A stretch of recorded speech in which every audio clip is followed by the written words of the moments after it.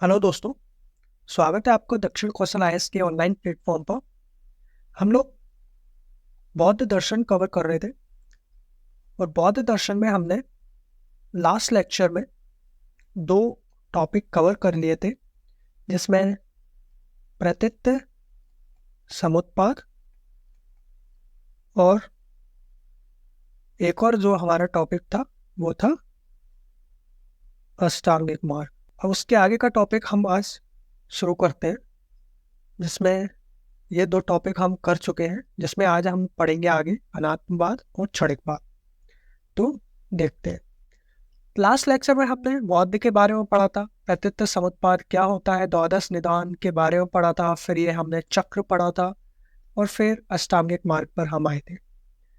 जरा हम लोग देख लेते हैं बौद्ध में जो चार आर्य सत्य हमने देखे थे। चार आर्य सत्य में क्या देखा था हमने कि संसार दुख में है, कि अगर आपने जन्म लिया है तो दुख तो आपको भोगने ही पड़ेंगे। ठीक है। दुख का कारण दुख है तो दुख के पीछे कोई ना कोई कारण है तो उसके लिए कोई ना कोई निदान है, और निदान है तो उसके लिए कोई ना कोई मार्ग है। ओके। तो दुख दुख का कारण है। कारण के लिए फिर हमने प्रतीत्य समुत्पाद पढ़े। प्रतीत्य समुत्पाद पढ़ा हमने कार्य कारण सिद्धांत में। फिर निदान के लिए हमने द्वादश निदान की, अगर उनको द्वादश निदान है, अगर इनको दूर कर दिया जाए, इनको ही निदानों को अगर हम खत्म कर दिया जाए, ये जो कार्य है, तो जो इनके द्वारा जो दुख फैलाया गया है वो ही नहीं होगा। यानी अगर कारण ही नहीं होगा तो कार्य भी नहीं होगा। कारण के नष्ट होने पर कार्य भी नष्ट हो जाता है। यही हमने प्रतीत्य समुत्पाद देखा था कि किसी कोई भी कार्य से, कारण से कार्य की उत्पत्ति होती है। ओके। जब भी प्रत्येक विषय का कुछ ना कुछ कारण तो होते ही है। फिर निदान क्या था? मार्ग में हमने अष्टांगिक मार्ग देखे थे, जिसमें हमने 8 मार्ग देखे थे, इसलिए इसको अष्टांगिक मार्ग कहा जाता है।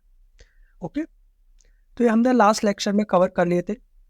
आज का जो टॉपिक है हमारा, आज के जो सिद्धांत है हमारे, अनात्मवाद रहेगा और क्षणिकवाद। अनात्मवाद हम समझते हैं, जब हम दर्शन पढ़ते हैं तो दो तरह के शब्द हमारे ध्यान में आते हैं। एक तो होता है अनात्मवाद और एक होता है आत्मवाद। तो ये है क्या? देखो, सबसे पहले हम आत्मवाद देखते हैं। आत्मवाद यानी जो आत्मा को स्वीकार करते हैं, जो आत्मा के अस्तित्व को स्वीकार करते हैं कि आत्मा है, आत्मा का अस्तित्व है। ठीक है। आत्मा के अस्तित्व को स्वीकार करते हैं, वो आत्मवाद होते हैं। अनात्मवाद जो कि अस्तित्व को स्वीकार नहीं करते। वैसे तो बौद्ध दर्शन जो है वो दर्शन की नास्तिक दर्शन का पार्ट है, जिसमें हमने चारवाक, जैन और बौद्ध पढ़े। लेकिन जो अन्य दर्शन से बौद्ध दर्शन को और अलग करता है वो है इसका अनात्मवाद सिद्धांत। अब जो हमने नास्तिक दर्शन पढ़े, नास्तिक दर्शन में हमने 2 दर्शन और पढ़े थे, जिसमें चारवाक था और जैन था। जैन धर्म आत्मा को स्वीकार करता है, आत्मवाद है, आत्मा के अस्तित्व को स्वीकार करता है। चारवाक आत्मा को नहीं मानते। इनका जो हमने कॉन्सेप्ट पढ़ा था वो देहात्मवाद है, यानी ये देह को ही आत्मा मानते हैं कि देह है तो आत्मा है, देह नहीं होगा तो आत्मा नहीं होगी। ठीक है। तो ये हमने चारवाक का पढ़ा था। आज हम देखेंगे बौद्ध धर्म का अनात्मवाद का सिद्धांत। बौद्ध धर्म का अनात्मवाद का सिद्धांत तो क्या बोलता है? अनात्मवाद अनात्मवाद हमने समझ लिया, प्रमुख सिद्धांत है, जिसमें हमने उसके वर्ड को समझा। अनात्मवाद यानी जो आत्मा के अस्तित्व को स्वीकार नहीं करते हैं। ठीक है। बौद्ध दर्शन के अनुसार आत्मा जो है, आत्मा क्या है? नित्य है। नित्य यानी परिवर्तनशील है। जो कि घड़ी घड़ी बदलती रहती है, और इसको ही हम क्षणिकवाद के सिद्धांत से भी जोड़ सकते हैं, जो कि हम इसके बाद ही पढ़ेंगे, क्षणिकवाद का सिद्धांत। ठीक है, ये नित्य है, अनित्य नहीं। अनित्य मतलब अपरिवर्तनशील। जैसे कि अन्य उपनिषदों में या भारतीय दर्शन में माना गया है कि शरीर मरता है, आत्मा तो क्या है? आत्मा तो नश्वर है, अजर है और अमर है। ये कौन मानता है? ये भारतीय दर्शन मानता है, या फिर जो हम सठ दर्शन की बात करते हैं वो ये मानते हैं। वही अगर हम बौद्ध दर्शन की बात करें, बौद्ध दर्शन मानता है आत्मा नित्य है, यानी परिवर्तनशील है। ठीक है, वो ना तो अजर है, ना ही अमर है, ना ही नश्वर है। ठीक है, ऐसी उसमें कोई बात नहीं है आत्मा में। तो बौद्ध दर्शन ये मानता है, क्योंकि ये बौद्ध दर्शन संसार को ही क्षणिक मानता है, क्षण भंगुर मानता है। कोई भी वस्तु है तो उसका नष्ट होना तो अटल सत्य है कि वो नष्ट तो होगी, वो किसी भी क्षण एक जैसी नहीं रह सकती। ठीक है, क्योंकि ये परिवर्तन ही प्रकृति का नियम है। ओके, तो ये हमारे दार्शनिक क्या बोलते हैं कि आत्मा एक शरीर से दूसरे शरीर में प्रवेश करती रहती है, तो पुनर्जन्म की व्याख्या आती है। लेकिन बुद्ध का जो मत था वो अनात्मवाद की ओर झुका रहता है। तो उनके अनुसार स्थायी आत्मा विश्वास करना भ्रम है। जो स्थायी आत्मा है वो सिर्फ एक भ्रम मात्र है, और इसलिए वो आत्मा का निषेध करते हैं। ठीक है, और वो बोलते भी है कि विश्व में ना तो कोई आत्मा है और ना ही आत्मा की तरह कोई अन्य वस्तु है। ठीक है, तो बुद्ध के अनुसार आत्मा क्या है? अनित्य है। सॉरी, मैंने नित्य कर दिया यहाँ पे, अनित्य है, नित्य नहीं है। नित्य यानी वो स्थायी है, स्थायी नहीं है। अनित्य है यानी वो परिवर्तनशील है। यह अस्थायी शरीर और मन का संकलन मात्र है। आत्मा क्या है? जो हमारा अस्थायी शरीर है,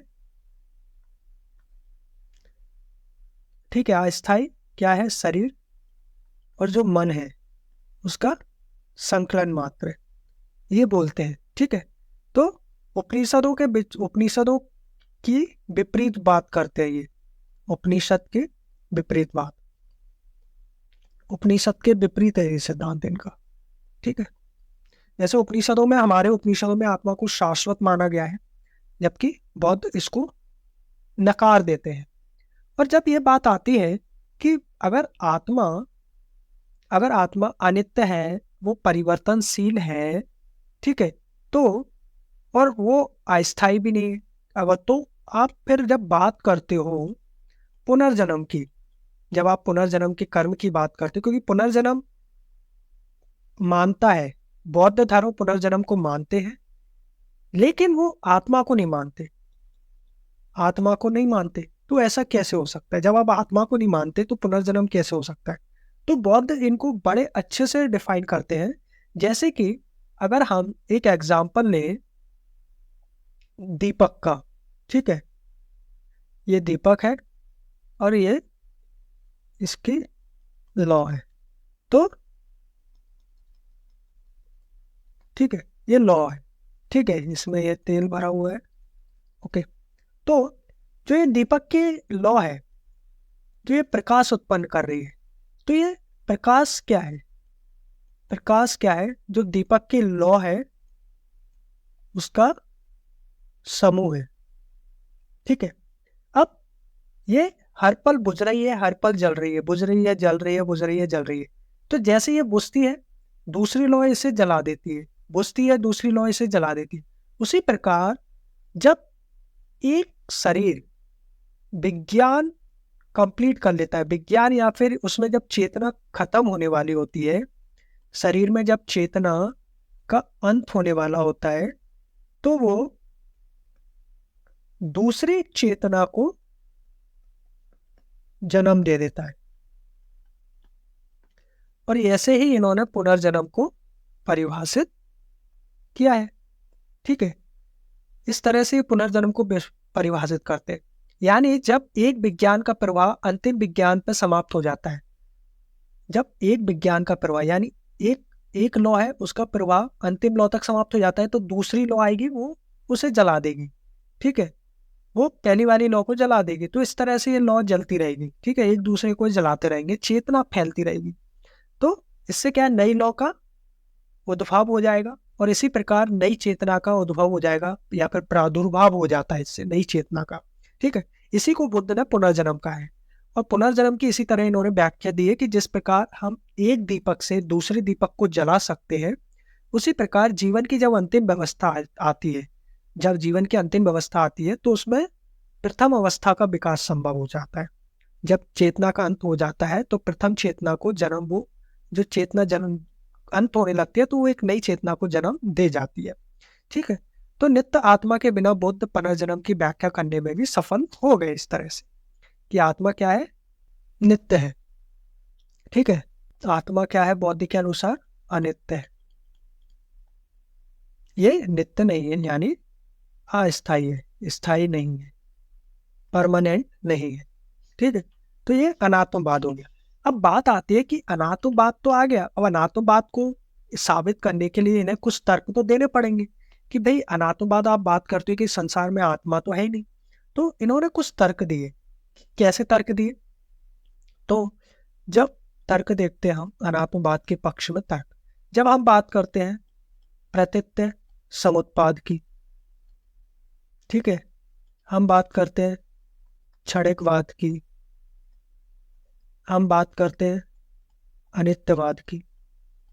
तो प्रत्यक्ष समुत्पाद क्या कहता है? किसी भी कार्य के पीछे कोई ना कोई कारण होता है। ठीक है, क्षणिकवाद क्या कहता है? इस संसार में सब कुछ क्षणिक है। ठीक है, आप प्रति मिनट प्रति सेकंड सब कुछ बदल रहा है। अनित्यवाद क्या है? क्या बोलता है? कुछ भी स्थायी नहीं है। जब ये बोलते हैं कि किसी कार्य के पीछे कारण होता है, तो जब कारण नष्ट हो जाएगा तो वो कार्य भी तो नष्ट होना चाहिए ना। वही संसार में सब क्षणिक है तो स्थायी कैसे रह सकता है कुछ भी? और जब कुछ स्थायी नहीं है तो फिर आत्मा कैसे स्थायी रह सकती है? आत्मा भी स्थायी नहीं रह सकती। ठीक है, आत्मा भी स्थायी नहीं रह सकती।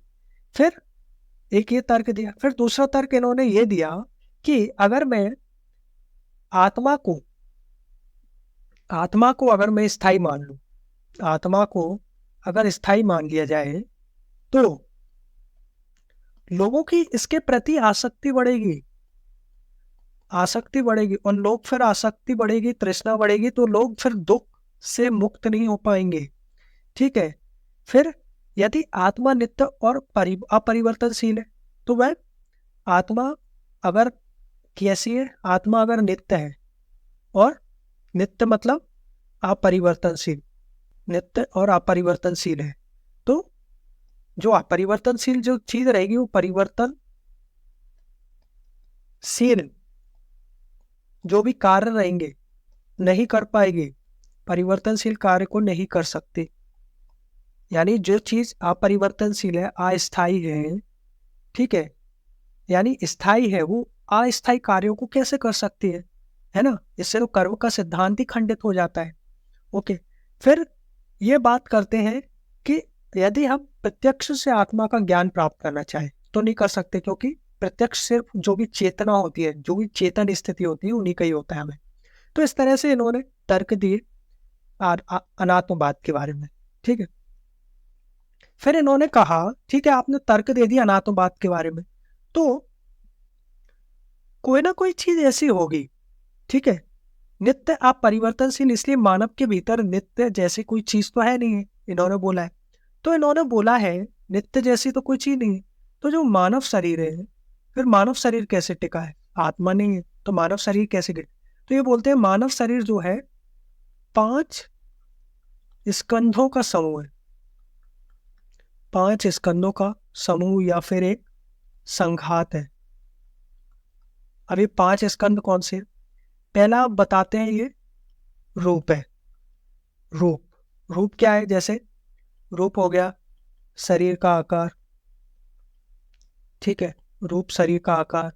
फिर दूसरा हो गया वेदना। वेदना कैसी? सारे रूप मिलकर, सारे रूप, जैसे हमने वहां पे पढ़ा था वेदना, जो भी इंद्रियां वगैरह हैं सब रूप मिलकर वेदना उत्पन्न करते हैं। फिर तीसरा आता है संज्ञा। संज्ञा मतलब ज्ञान प्राप्त करने का अनुभव, जो भी आप ज्ञान प्राप्त कर रहे हो उसका अनुभव लेना।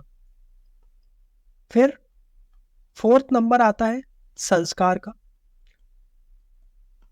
संस्कार का मतलब है कि जो अनुभव है, जो आपने ज्ञान प्राप्त करके जो अनुभव लिए, अनुभव से कुछ ना कुछ तत्व उत्पन्न होंगे, अनुभव से कुछ ना कुछ तत्व उत्पन्न होंगे। फिर पांचवा आता है चेतना, फिर उससे चेतना जागृत होती है। तो संस्कार जो है उनकी समग्रता से चेतना उत्पन्न होती है। बौद्ध दर्शन क्या है, आत्मा को तो नहीं मानता, लेकिन वो आत्मा रूपी चेतना को जरूर मानता है, हम ऐसा बोल सकते हैं।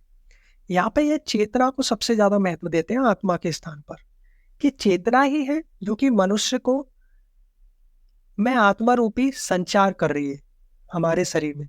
चेतना ही है हमारे शरीर के अंदर, ठीक है। और जब ये शरीर अंत की तरफ आता है, जब ये चेतना खत्म अंत होने वाली होती है, तो एक नई चेतना को जन्म दे जाती है, तो इससे पुनर्जन्म की प्राप्ति होती है। तो इस तरह से इन्होंने अनात्मवाद के सिद्धांत को बताया है।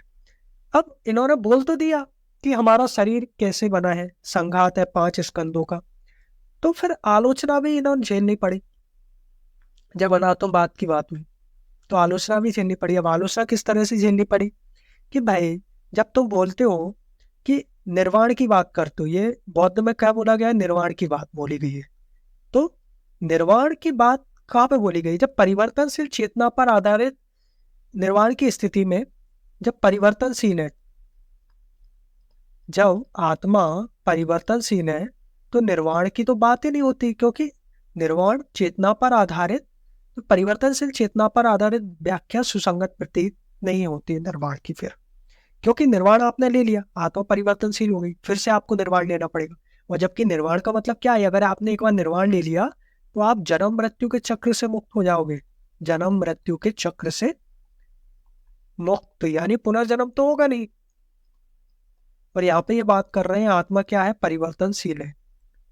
आत्मा नित्य नहीं है, स्थायी नहीं है, परिवर्तनशील है। यानी अगर पुनर्जन्म में जाएगी तो फिर से उसे निर्वाण की प्राप्ति करनी पड़ेगी, तो इससे निर्वाण तो होगा ही नहीं फिर, ठीक है।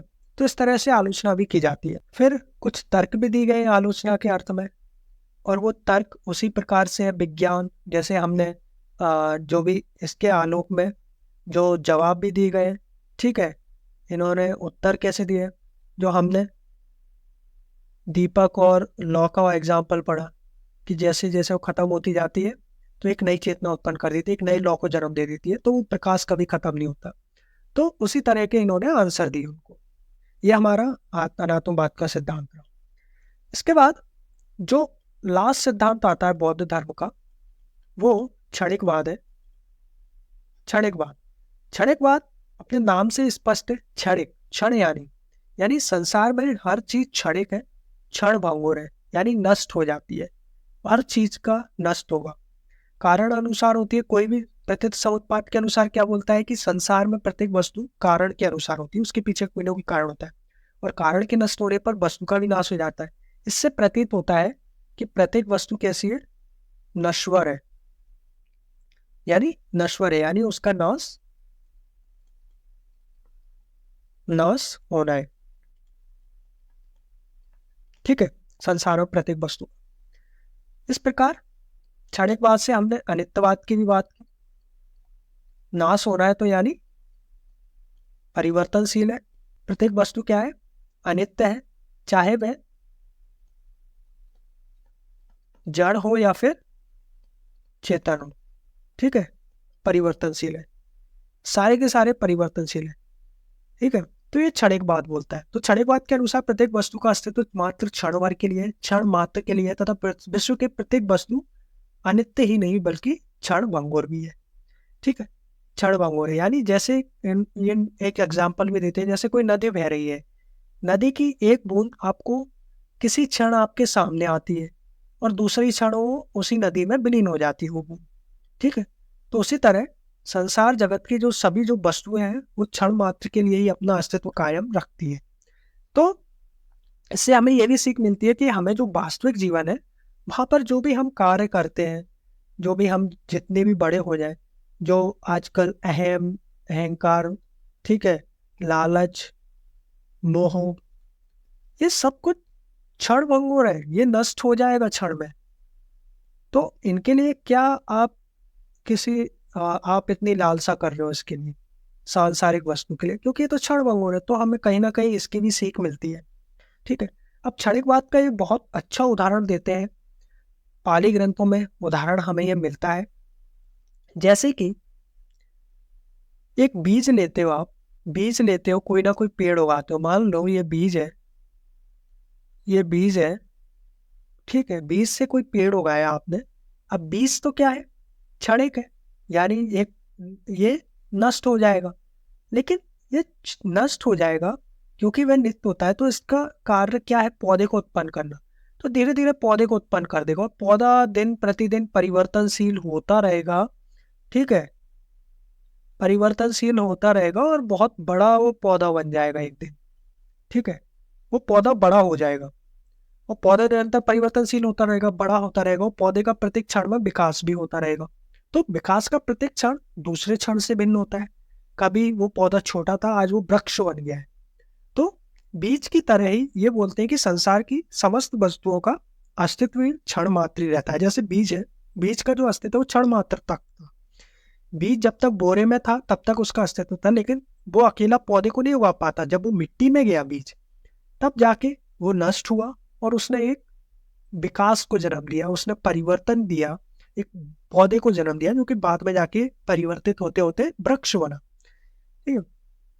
अब इसकी आलोचना भी की जाती है क्षणभंगुर की। जब बौद्ध में बोला जाता है, बौद्ध दर्शन जब क्षणभंगुर की बात करता है कि सब कुछ क्षणिक मात्र है, तो ये लोग बोलते हैं कि जब सब कुछ क्षण मात्र है, तो जब बौद्ध दर्शन बात करता है दुख की, तो फिर इन्हें दुख को भी नकार देना चाहिए। दुख भी तो फिर क्षण मात्र है, एक पल के लिए दुख, जब दुख तो फिर नकार देना चाहिए। क्यों नकार देना चाहिए, क्योंकि सब कुछ क्षणिक है, तो दुख भी तो क्षणिक होगा, तो उसके लिए इतना सब कुछ क्यों करना, तो उसकी इतनी चिंता क्यों करना दुख की, कि संसार में इतना दुख है, तो दुख तो क्षणभंगुर है, नष्ट हो जाएगा, तो इसकी इतनी चिंता क्यों करनी चाहिए। ठीक है। फिर दूसरा आलोचना इसके लिए ये हुई कि क्षणिकवाद से कर्म सिद्धांत भी खंडित होता है। कर्म सिद्धांत क्यों खंडित होता है, क्योंकि कर्म करने वाला व्यक्ति यदि अगले क्षण रहता है नहीं, तो फल की प्राप्ति कौन करेगा। जैसे कर्म फल सिद्धांत की हम बात करते हैं, कर्म फल के कैसा होता है कि जैसे कर्म करोगे वैसे फल आपको मिलेंगे, लेकिन संसार के क्या बोलते हैं, क्षणिक है। अगर संसार क्षणिक है, तो कर्म आपने अच्छे कर्म कर दिए, अच्छे कर्म कर दिए, लेकिन अगले ही पल अगर आप उपस्थित नहीं रहे संसार में, तो उस अच्छे कर्म का फल कौन भोगेगा। ठीक है। तो ऐसे तो संसार का नियम ही बदल जाएगा, कर्म फल का सिद्धांत ही चला जाएगा।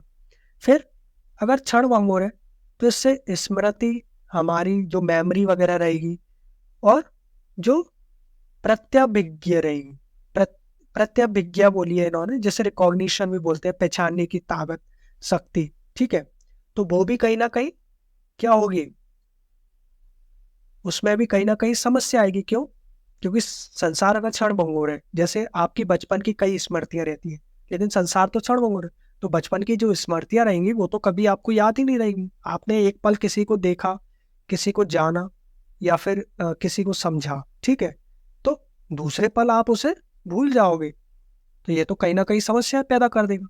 ठीक है, तो इसके लिए कहीं ना कहीं स्थायी आत्मा को स्वीकार करना तो आवश्यक है। जब भी आपकी जो स्मृति रहेंगी वो आप सहेज पाओगे। ओके, तो ये सारी बातें की। फिर उसके बाद चौथी आलोचना इन्हें ये झेलनी पड़ी कि अगर संसार क्या है, क्षणिकवाद है, और आप बात करते हो किसकी, निर्वाण की, तो इससे निर्वाण की धारणा क्या हो जाएगी, खंडित हो जाएगी। खंडित कैसे हो जाएगी भाई, अगर आप बात करते हो निर्वाण, तो इसके अनुसार निर्वाण भी तो क्षणिक होना चाहिए।